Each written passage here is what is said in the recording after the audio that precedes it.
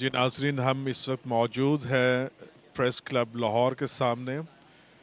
इससे पहले हम सियालकोट में एसएचओ साहब से मुलाकात करके आए, उनका इंटरव्यू लिया और मिस निकल का इंटरव्यू लिया जो कि प्रिंसिपल हैं 12 पत्थर स्कूल की। और अब हम आए हैं हकायक को जानने के लिए खुर्रम शहजाद विक्टर के पास, जो कि पिछले 3 माह से लाहौर प्रेस क्लब के सामने प्रोटेस्ट कर रहा है कि उसकी जो बेटियां हैं उनके साथ ज़्यादती हुई, उनको रेप किया गया और वो कोई और नहीं बल्कि इसके अपने रिश्तेदार, इसके अपने भाई हैं। तो हम चाहते हैं कि सच्चाई सामने आ सके कि सच्चाई है क्या, क्योंकि मुख्तलिफ़ किस्म की आरा सामने आ रही हैं, मुख्तलिफ़ किस्म की स्टेटमेंट सामने आ रही हैं, मुख्तलिफ़ किस्म के रिज़ल्ट्स और रिपोर्ट्स जो पुलिस ने दी वो सामने आ रही हैं। तो हम चाहते हैं कि अगर तो ये मज़लूम है तो इसके साथ इंसाफ होना चाहिए, इसकी बेटियों के साथ इंसाफ होना चाहिए। और अगर कहीं गलती है तो मैं समझता हूँ कि उस गलती को भी हाईलाइट करना चाहिए ताकि किसी भी ऐसे शख्स पर जो कि बेगुनाह है उस पर कोई इल्ज़ाम ना रखा जा सके और पाकिस्तान का नाम बदनाम ना हो।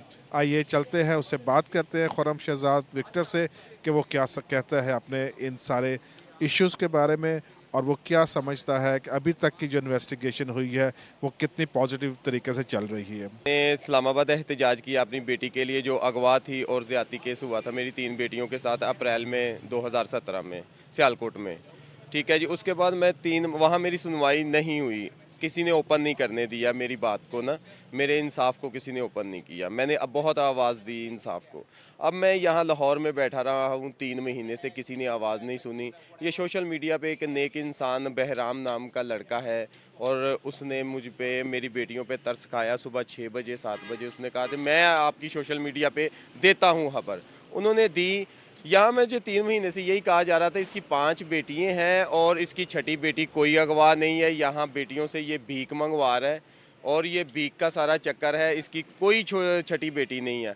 आज आपने देखा कि जैसे सियालकोट पुलिस और समा चैनल वालों ने मेरी बेटी को वहाँ से बाजियाब करवाया, जो कि एक हॉस्टल में जमा करवा दी थी। जब मैं यहाँ बैठा हूँ लाहौर में कि यहाँ की मीडिया गर्म थी, ये इनको पता था कहीं ना कहीं इसकी दाल गल जाएगी या कहीं ना कहीं इसकी बात सुनी जाएगी और वहाँ से मेरी बेटी को वहाँ जमा हॉस्टल में करवा दिया गया। हॉस्टल में जी कैद थी।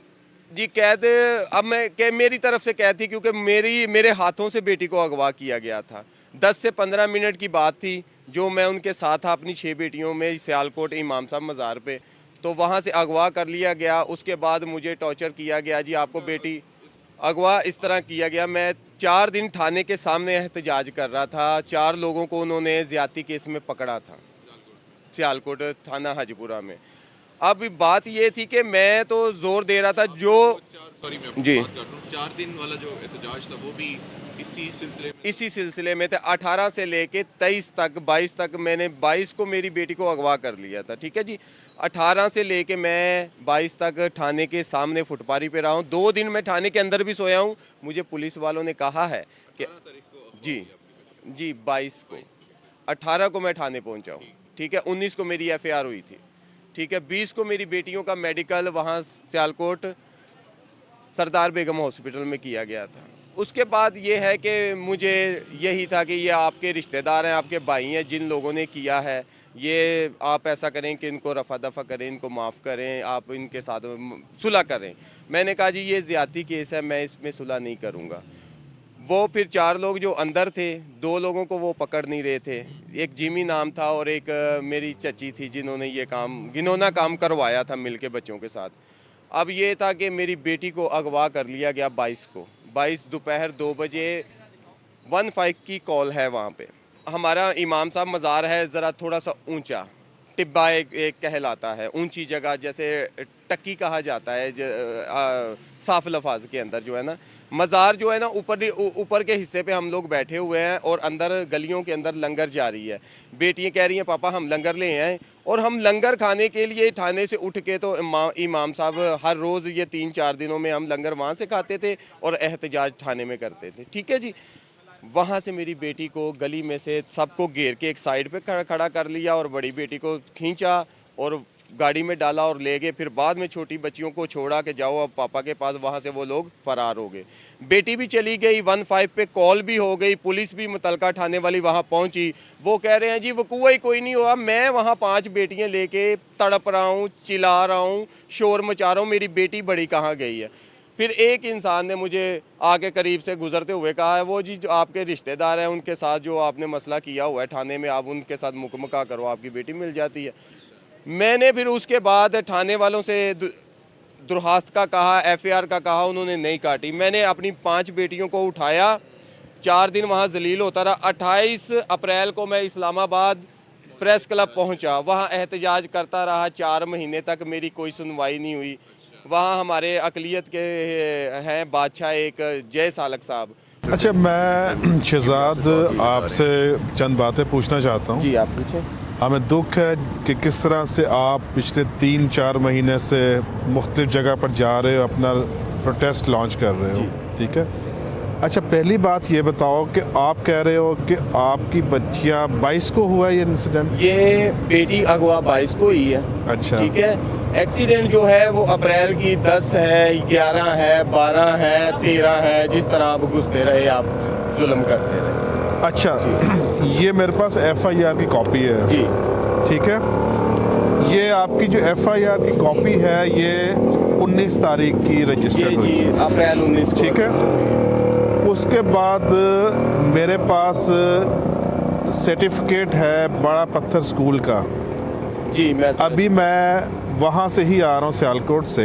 जी मिस निकल है उनका नाम। जी मैं जानता हूँ। ठीक है, CTI की वो प्रिंसिपल हैं, जी स्कॉटलैंड की लेडी हैं। जी मैं 1961 से वो यहाँ पे रह रहे हैं, खिदमत कर रही हूँ। ठीक है। अब हम उनका भी रिकॉर्ड करके आए हैं इंटरव्यू, जी वो सारे डॉक्यूमेंट्स मेरे पास हैं यहाँ पे। हम ये जानना चाह रहे हैं कि क्या आपकी बच्ची वाकई अगवा हुई थी? जी क्योंकि आपकी बच्ची हमारे इतलाक के मुताबिक और उस सर्टिफिकेट के मुताबिक 12 पत्थर स्कूल में अप्रैल से पढ़ रही है। जी और दूसरी बात ये हम आपसे जानना चाह रहे हैं कि आज जब पुलिस आपकी बेटी को लेके आई वहाँ से, तो कैसे पुलिस को पता था कि वो 12 पत्थर में बच्ची आपकी पढ़ती है? और वहाँ से 12 पत्थर से पुलिस आई, उनके SHO जो है हाजीपुरा थाने से, अभी हम उनको भी मिल के आ रहे हैं, हाजीपुरा थाने गए, तो कैसे पॉसिबल था कि उनको पता है कि वो बच्ची वहाँ पे है? देखिए जी, ये कॉल मुझे जिस दिन हमारा फेसबुक पे चली है, एक शख्स ने कहा है जी आपकी बेटी, एक ने फैसलाबाद का कहा, एक ने कहा जी आपकी बेटी तो क्रिश्चियन टाउन हॉस्टल के अंदर है, मिस निकल के, क्योंकि वो हमारे शहर है, हम जानते हैं, गली गली कूचा कूचा वहाँ हमारे वहाँ ज़ियारतगाह होती है बहुत बढ़िया सालाना जो है ना। बात ये है कि बेटी मेरी को मेरे सामने मेरे हाथों से उठा के लेके गए हैं वो लोग, ठीक है, मज़ार के, ठीक है जी। मैं बैठा हूँ गली में, बच्चियाँ अंदर गली से लंगर ले रही हैं, ठीक है। बेटी अगवा हो गई, मैं चिल्लाता रहा, वहाँ पहुँचा, यहाँ एहतजाज करता रहा, मेरी बेटी, किसी ने नहीं माना इसकी छठी बेटी है, ठीक है।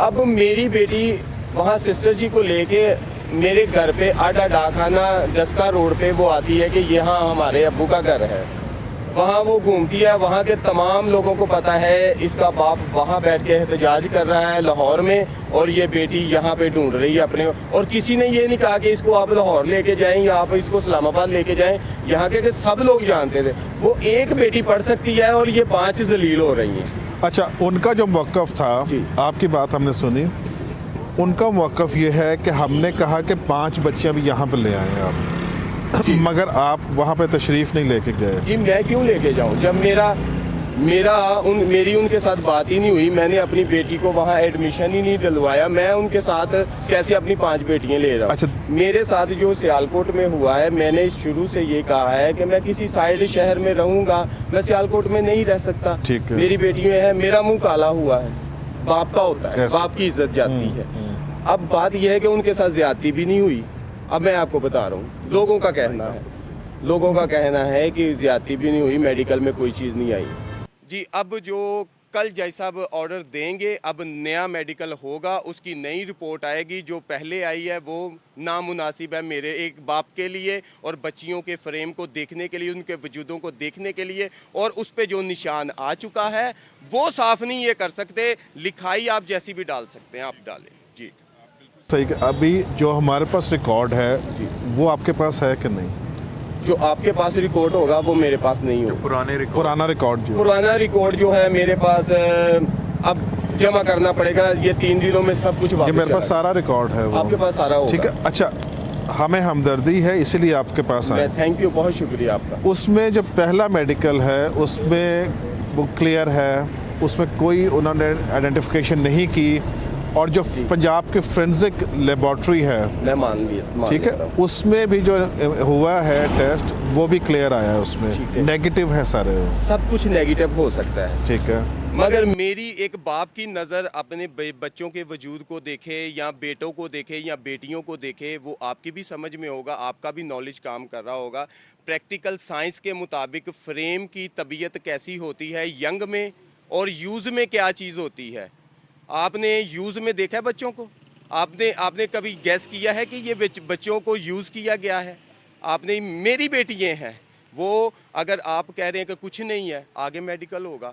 मैं अपनी बेटियों को समझता हूँ। आज 164 का भी बयान हो गया जी, हज़ारों बयान होंगे। उसमें क्या उन्होंने कहा है?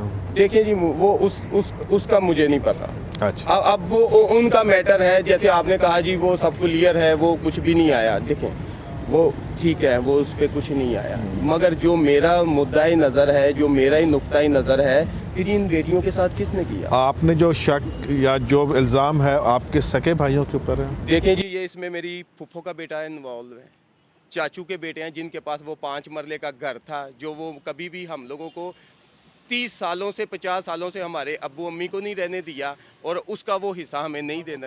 वो उससे 5,000 10,000 ले लेता है। वो 20 30 40 50 हज़ार की प्रॉपर्टी है जिसमें 3 हिस्से होंगे, या लाख की हैं या 1 करोड़ की, जैसे भी है। मैंने उस पर बात करी थी और मुझे ये सिला मिला था, और 3-4 घर मिल के इन्होंने बेटियों को दबा दिया। अच्छा, एक और बात भी सामने आ रही है कि आज बल्कि आपकी किसी बेटी से निकला कि आप पाकिस्तान में नहीं रहना चाहते, आप बाहर के मुल्क में जाना चाहते हैं। यहाँ पे जब रिकॉर्डिंग हो रही थी, समा वालों की बात हो रही थी, मेरी बेटी से मुझे मिलवाया गया था। किसी शैतान इंसान ने कहा बेटियों को कि आप शोर मचाओ, हम यूरोप जाएंगे। अब 6 साल की बच्ची है, 7 साल की बच्ची है, उन्होंने कहा जी हमारी बहन आ गई, हम यूरोप जाएंगे, अब हम यूरोप जाएंगे। अब ये मुद्दा इन लोगों ने इस तरह उठाया, जो मैं मुद्दा दे रहा हूँ पाकिस्तान सिस्टम के मुताबिक, अगर कुछ नहीं हुआ तो ये वजूद पे निशान क्यों आ गए?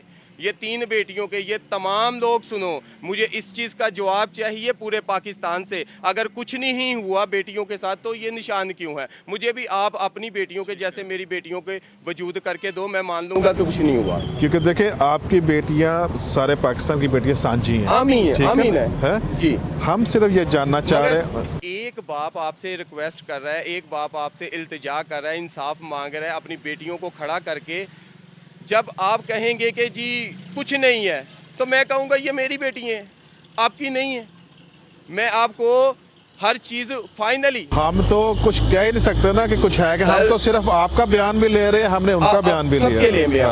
मगर मैंने आपको जो वाजिया तौर पे जो चीज, एक ही नुक्ता बताया है, ये नुक्ते पे हम मर भी सकते हैं, कट भी सकते हैं और पूरा पहुंच सकते हैं वहां सुबह तक। जो है, सुबह 164 का बयान हो गया, सुबह दोबारा आप भी शायद सियालकोट जाएंगे। मैं सियालकोट जैसा पे पेश हो जाए, जैसा आपके जाना, कल ऑर्डर्स होंगे जी, ऑर्डर्स कि दोबारा से अगर आपकी सेटिस्फेक्शन नहीं होती दोबारा से मेडिकल कराया। मैं सेटिस्फाई नहीं हूं। ठीक है, दोबारा से मेडिकल होगा, मेडिकल होगा, और हम यही कोशिश कर रहे हैं कि आपको इंसाफ मिले।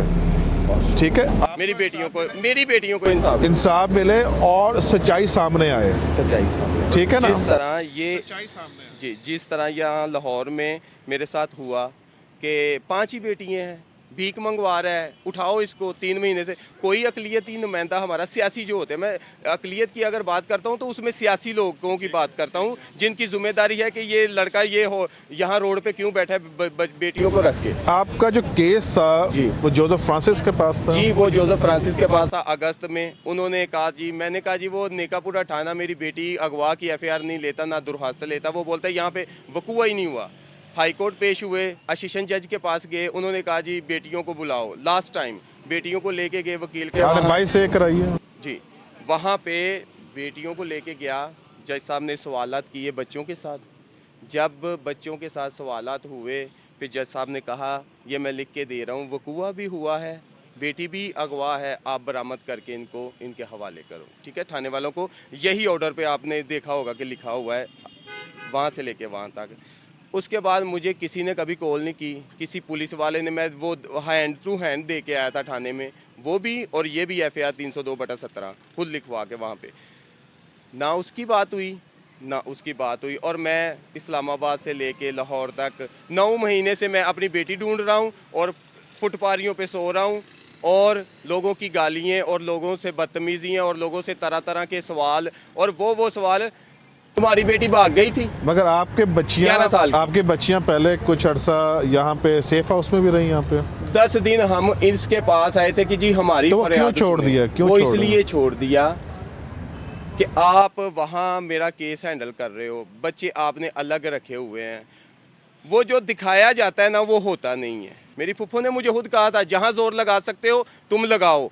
ये 150-200 लोग लेके मुझे थाने के बाहर फुटपारी से उठाने के लिए आए थे और मैंने आगे से जो भी था गुस्से में था, मैंने बुरा भी बोला था। मैंने कहा था जाओ तुम भी जोर लगा लो, मैं भी जोर लगाऊंगा, जो मेरे साथ हुआ है मैं इसका इंसाफ लूँगा आप लोगों से। ये भी बात सुनने में आ रही है जी कि वो आपका क्या, वो कह रहे हैं कि जनाब हम तो उनके साथ मिलने को तैयार हैं, जो भी कहते हैं, अगर वो घर चाहते हैं हमसे घर ले लें हमसे। देखें जी, मुझे इंसाफ चाहिए, घर में ये बाजू सलामत है, मुझे अब किसी से कोई प्रॉपर्टी भी नहीं चाहिए। अपने घर से क्या है मेरे पास? मेरा कुछ नहीं है, मेरी इज़्ज़त नहीं है तो कुछ नहीं है। मुझे किसी से कुछ नहीं चाहिए, मुझे सिर्फ अपनी बेटियों का इंसाफ चाहिए पाकिस्तान सिस्टम के मुताबिक। और ये निशान क्यों है? मगर मुझे जानना यह है कि सारी बेटियां एक दफ़ा ही इंसिडेंट हुआ है कि दो डिफरेंट औकात में हुआ इंसिडेंट? ये बेटियां बताएंगी आपको, क्योंकि मैं सुबह 8 से 6 बजे तक ड्यूटी करता था। ठीक है जी, मैं आ रहा हूँ जा रहा हूँ, क्या हो रहा है घर में क्या नहीं है। मेरी बेटियां डर के मारे, प्रेशर के मारे, क्योंकि अपने ही लोग थे, अपने ही रिश्तेदार थे जिन लोगों ने ये किया था, जो ये कर रहे थे, मुझे मेरी बेटियों ने नहीं बताया था। मेरी सबसे छोटी बेटी को मैंने हाथ पकड़ के बाहर निकाला था और कहा था बेटा मैंने अब ये बेटी को मारा नहीं है, इसका फेस क्यों सूजा हुआ है? मैंने जब आप लोगों को कभी थप्पड़ मारा ही नहीं है तो ये फेस क्यों सूजा हुआ है? ये क्या है? एक सरसर वजूद के अंदर चल रही थी। अब बच्चियां हैं चाइल्ड प्रोटेक्शन ब्यूरो में, तो आप सेटिस्फाइड हैं वहाँ पर रखने के लिए? नहीं, वहाँ पे मैं नहीं रख सकता, मैं यहाँ लाहौर में लाऊंगा। यहाँ कहाँ रखेंगे? यहाँ मैं उनको कोई घर दिलाऊँ? तो अच्छा नहीं, घर दिलाऊंगा, उनको घर दिलाऊंगा, उनका मुस्तकबिल सोचूंगा, उनको यहाँ अच्छे से अच्छे स्कूल में तालीम हासिल करवाऊंगा, खुद मेहनत मजदूरी करूंगा और अपनी बच्चियों की कफालत करूंगा। जिस तरह आप सेटिस्फाइड नहीं है उस जगह रखने के लिए? जी, मैं वहाँ पे नहीं, मैं लाहौर में रखूंगा, मैं सियालकोट में नहीं रखूंगा। नहीं, चाइल्ड प्रोटेक्शन ब्यूरो में रखना चाहते हैं कि नहीं रखना? जी, मैं वहाँ नहीं रखना। आप अपने पास बच्चियों को लाएंगे, मगर आप लाहौर रहना चाहते हैं? मैं लाहौर रहना चाहता हूँ। ठीक है, बहुत शुक्रिया। हमारी दुआ आपके साथ है, खुदा आपको इंसाफ दे, गवर्नमेंट आपको इंसाफ दे सके, और जो ज्यादती आपकी बेटियों के साथ हुई है खुदा उस वो पहले इन्वेस्टिगेशन हो गवर्नमेंट की तरफ हम से, चाहते जनाब हैं आदमी आला हाँ। इन्वेस्टिगेशन सियालकोट से करें। ये जो सानिया हुआ है, मेरा चीफ ऑफ आर्मी साहब से हाथ जोड़ के विनती है, यानी मैं माफ़ी मांगता हूँ कि मुझसे अगर कोई ऐसी चीज़ें निकली हैं, मेरे मुंह से कोई लफाज निकले हैं तो मैं माफ़ी मांगता हूँ। लिहाजा रिक्वेस्ट भी करता हूँ इंसाफ के लिए, जनाब आप देखें जो इन्वेस्टिगेशन सियालकोट में होनी चाहिए वो की जाए और मेरी बेटियों को इंसाफ दिया जाए। चले, हमारी दुआ है, कोशिश भी है कि सच्चाई सामने आए। बिल्कुल ठीक है, जो सच्चाई है उसको उसकी फतह हो। ठीक है, बहुत शुक्रिया, बहुत शुक्रिया। उसने थ्रू कोर्ट एक FIR रजिस्टर कराई जिसमें उसका मौक़िफ़ है कि उसकी 3 बेटियों के साथ ज़्यादती हुई, रेप किया गया उसको। उसने जो नॉमिनेट किए हैं लोग, वो उनके अपने हैं, उसके रिलेटिव्स हैं। थोड़ी सी हमने इस पे कोशिश की कि हम इन्वेस्टिगेट कर सकें कि सारा किस्सा क्या है।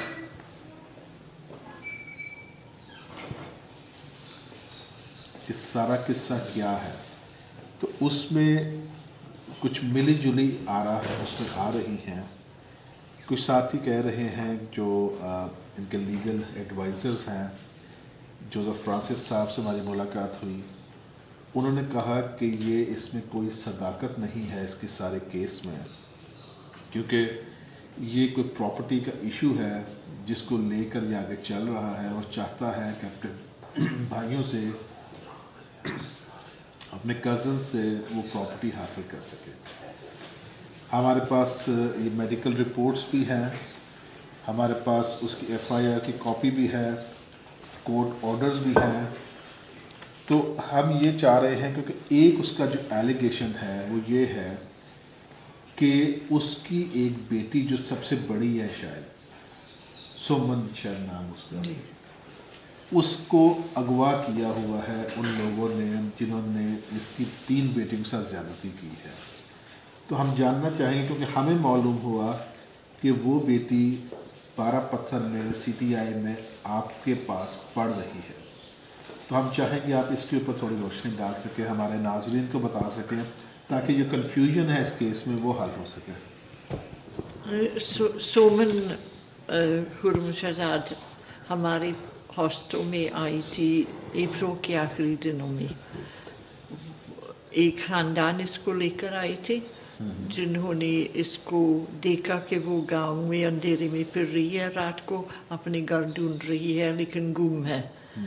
तो वो 10-11 साल की होगी, लेकिन वो परेशान थी शायद और उस वक्त ज़्यादा बता नहीं सकती थी। तो पहले वो ख़ानदान इधर आके पूछते थे कि हॉस्टल की कोई लड़की भाग तो नहीं गई। फिर जब हमने कहा नहीं, फिर वो अगले दिन सुबह इसको ले आए थे और उसी वक्त वो हमारे पास है। वो बड़ी डिसेंट सी लड़की है, अच्छी तरबियत वाली बच्ची थी और पढ़ने का शौक है और स्कूल में अच्छी तरह से पढ़ रही थी। 1 क्लास 1 और अप्रैल से आपके पास है ये? अप्रैल से हमारे पास है। तो जब वो आई, वो लोग लेके आए इनको, वो भी क्रिश्चियन फैमिली है? Christian family. Christian family. जब वो लेके आए तो उस बच्ची ने कोई बताया कि उसके साथ किसी ने ज्यादती की है या खुदा न खास्ता कोई रेप हुआ है उसका, उसको टचिंग किया किसी? नहीं, बिल्कुल नहीं, बल्कि वो तो इनके बच्चों के साथ इसका तो एक रात में भी काफ़ी दिल लगा हुआ था और वो इनको जैसे अपने ख़ानदान समझती थी। और वो जो इल्ज़ाम लगा रहा है कि उसके कज़न्स ने या दूसरों ने इसको एब्डक्शन की है, इसको रखा हुआ है और इसके साथ ज़्यादती का, तो सारा ये सही है झूठ है? फिर हम तो नहीं कह सकते कि सही है, हमारे इल्म में ऐसी हो नहीं सकता। क्योंकि आपके पास थी? हाँ जी, क्योंकि वो जो लड़की ने बताया कि हम पापा के साथ इमाम साहब में खाना खा रहे थे जुमेरात की शाम को, अप्रैल में और मैं अलहदा हो गई थी अपने रश में, बहुत ज़्यादा रश, और शायद जुमेरात को सब खाने के लिए उधर जाती है ना, तो रश ज़्यादा है। तो बस यही बताया था उसने कि मैं अलहदा हो गई थी अपने ख़ानदान से और फिर मैं ढूंढने गई थी अपने घर, लेकिन रास्ता मुझे अंधेरे में नहीं मिला और इन लोगों ने मुझे अपने घर में संभाल लिया और फिर अगली सुबह मेरे इधर ले आए थे।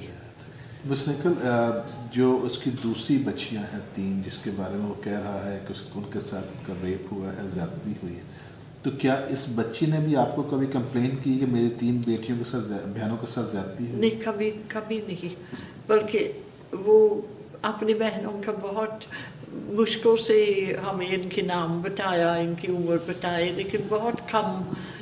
जैसे हम समझते थे अगर गुम है अपनी बहनों से, अपने बाप से, बच्ची रोती है, लेकिन ना वो रोती थी ना वो कोई खास वो जाना नहीं चाहती अपने बाप के पास, जी वो कुछ जाना नहीं चाहती थी ज़रा।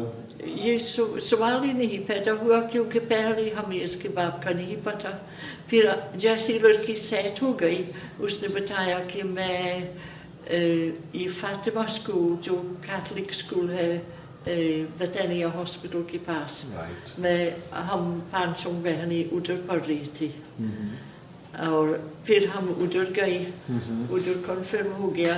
तकरीबन 6-7 हफ्ते सिर्फ वो उधर रही है और वो स्कूल वालों ने बताया कि इनके बाप ने आके इतनी बदतमीजी हमसे की कि हमने कहा था अपने बच्चों को ले जाओ।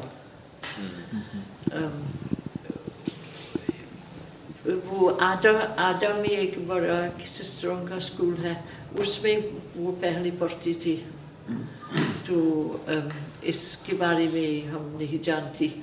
लेकिन हम उस स्कूल में भी उधर भी गए थे फादर के पास। हम बहुत सोचते थे इसकी बाकी बहनों के लिए ना, हमने कहा था कि लेकिन रिसेंटली सिर्फ पिछले वीकेंड पर पता चला कि वो लाहौर में किसी होम में आ गई।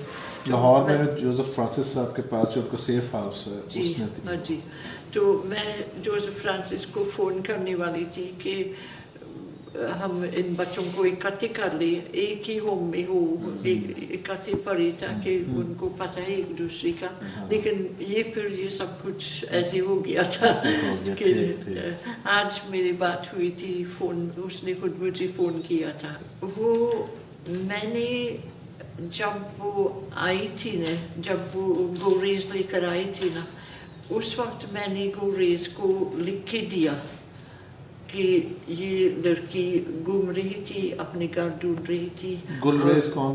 गुलरेज वो आदमी था जो इसको इधर लेकर आया था। हाँ जी, और लिख के दिया था कि अब वो हमारे पास हमारे हॉस्टल में रह रही है और मतलब अगर इसके खानदान आए तो फिर वो दे देंगे। इसका आपने मेडिकल करवाया जब आई की जरूरत नहीं महसूस की? नहीं, हमने नहीं महसूस किया। जरूरत महसूस की कि ना उसने कोई ऐसी बात नहीं, ऐसी कोई बात। ठीक। देखें, बात यह है कि जब ये हमारे पास आया था, जो इसने स्टोरी बताई तो वो बड़ी दुखी थी और बड़ी तकलीफ थी। लेकिन जब ये आ गया हमारे पास, हमने इसके बच्चे रखे और इसकी जो हरकतें थी वो ऐसी नहीं थी कि ये जो स्टोरी बता रहा है वो है।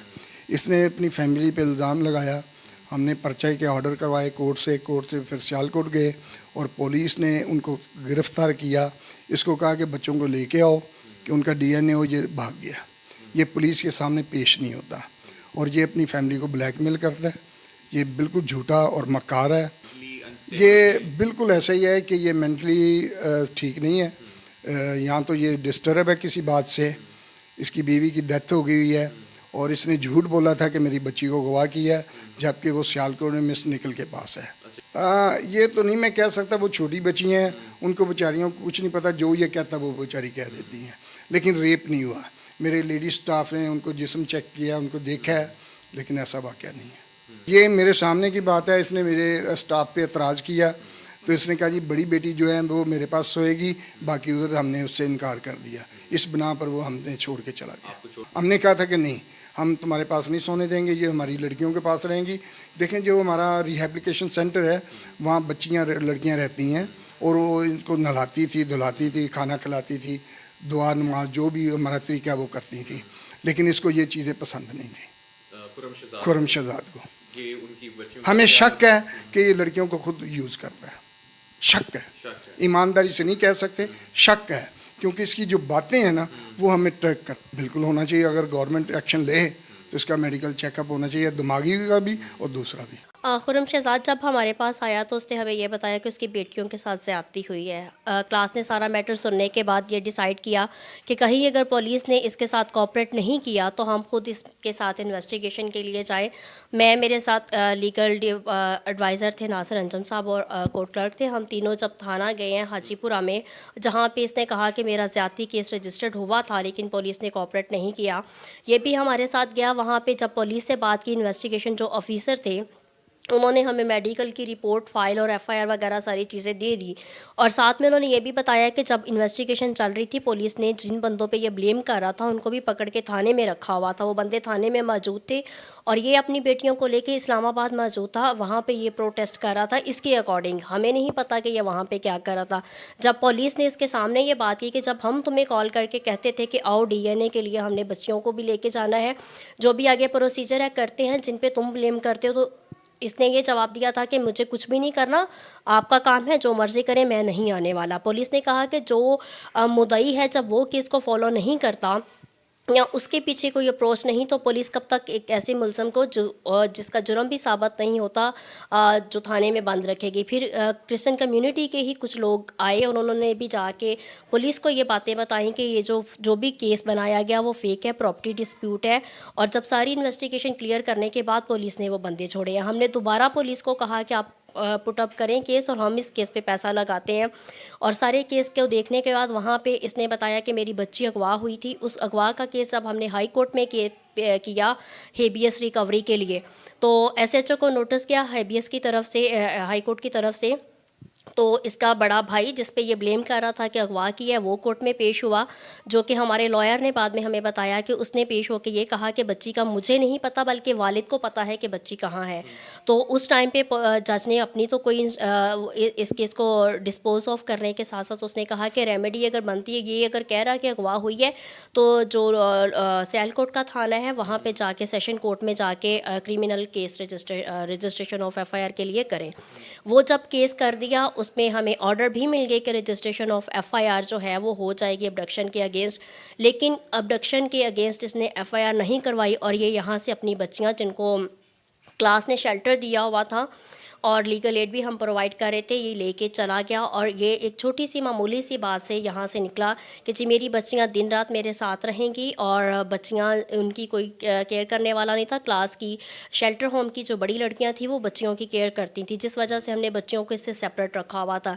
इसने सिर्फ इस बात को बहाना बनाया कि जी मेरी बच्चियाँ आपने अपने कब्जे में कर लिया, मेरे हवाले नहीं करते तो मुझे दे दें। हमने जब बच्चियाँ दे दी तो उसने कहा जी मैं यहाँ पर रहना नहीं चाहता, मुझे आप जाने की परमिशन दे दें। तो हमारे जो नेशनल डायरेक्टर हैं जोसेफ साहब, उन्होंने इसे पैसे, कपड़े वपड़े, हर चीज़ बच्चों को लेके दी और फिर ये अपनी मर्ज़ी से रुखसत हुआ। फिर भी हमने कहा जहाँ मर्ज़ी रहो, जब भी केस के लिए आते हो हम तुम्हारे साथ जाएंगे, लेकिन उसके बाद ये केस के लिए नहीं आया। अभी कुछ दिनों से मीडिया पे इसने जब ये चीज़ें हाईलाइट करना शुरू कर दी तो बहुत तरफ से हमें कॉल्स आ रही थी। तो फिर दोबारा से मैंने इन्वेस्टिगेशन जो थी शुरू की इस केस की, और जो थी नेकापुरा पुलिस स्टेशन जहाँ पे अबडक्शन केस इसने करवाने के लिए कहा था, उस पुलिस ने भी चूँकि अपनी रिपोर्ट पेश कर चुकी थी कि ये प्रॉपर्टी डिस्प्यूट है, बच्ची ना तो अगवा हुई थी और ना ही जो रिलेटिव्स थे उन्होंने भी शहादतें या एविडेंस ली। और बच्ची ने खुद एविडेंस में कहा कि मुझे अगवा नहीं किया गया था, जिस पे ये ब्लेम लगा रहा है।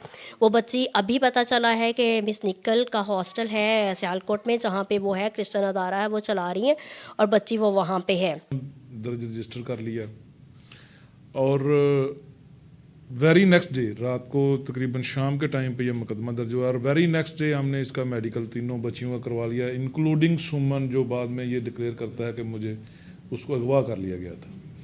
इनका मेडिकल हमने करवा लिया और साथ ही हमने जो मुलजमान हैं उनको हिरासत में ले लिया। जब मुलजमान को हमने हिरासत में लिया तो हमें ये बात सामने आई कि ये मुलजमान खुर्रम शहजाद के 2 सके भाई हैं, जिनमें इशफाक और शाका और सागर सगे भाई हैं, रियल ब्रदर्स हैं।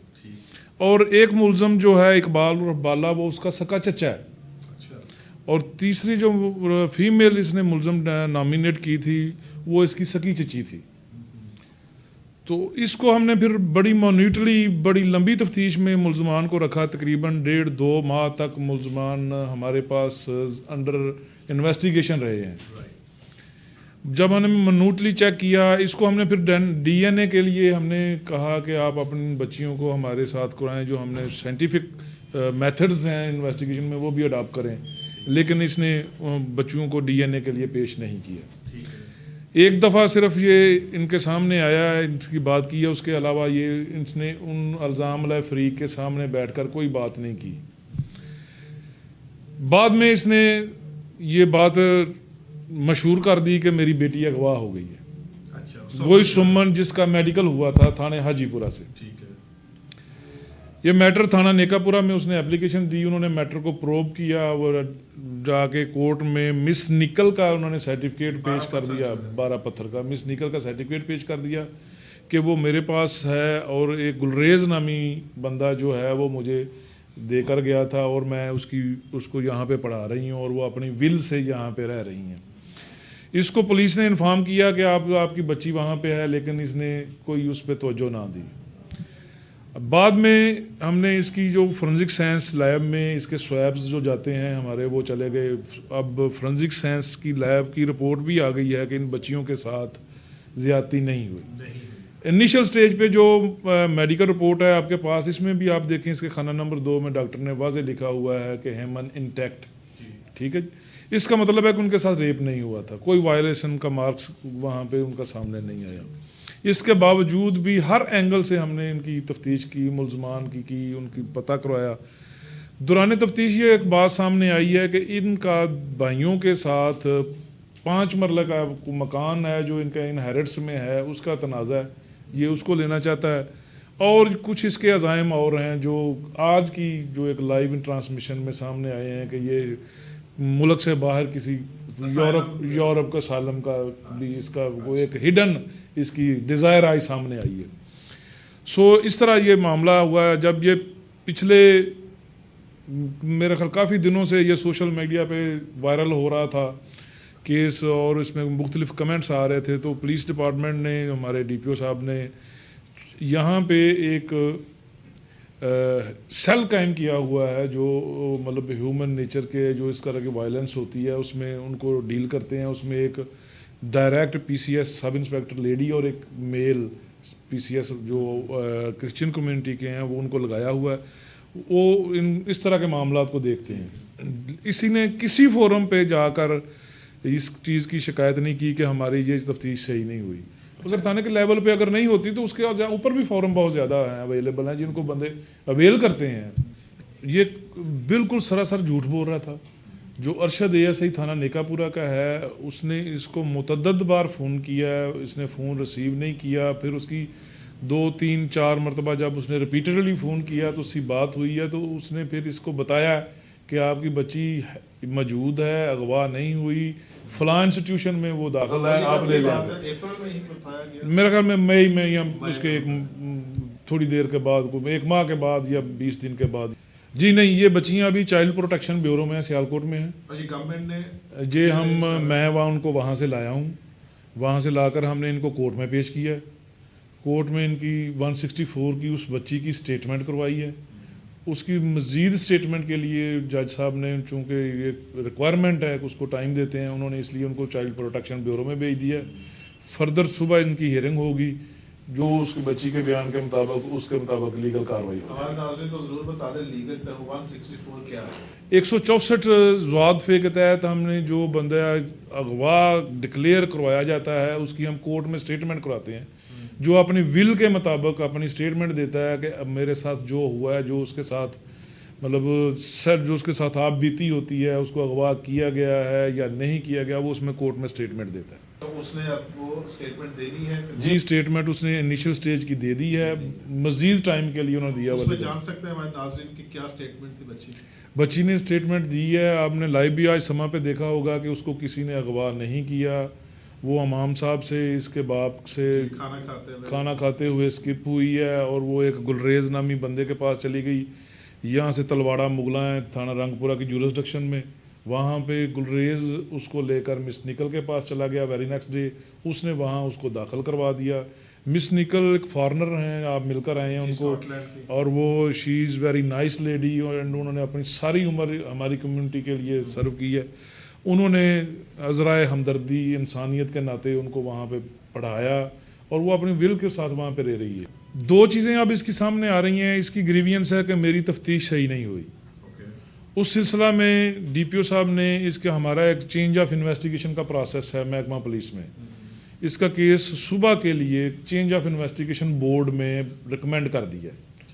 सुबह इसकी वहाँ पे ये दोनों फ्री कैन जाएंगे, उनको ऑफिसर्स एज पर लॉ सुमात करेंगे और इनकी जो भी वहाँ पे फैसला हो जाएगा, इसका एक ग्रीवियंस दूर हो जाएगा कि मुझे इंसाफ नहीं मिला।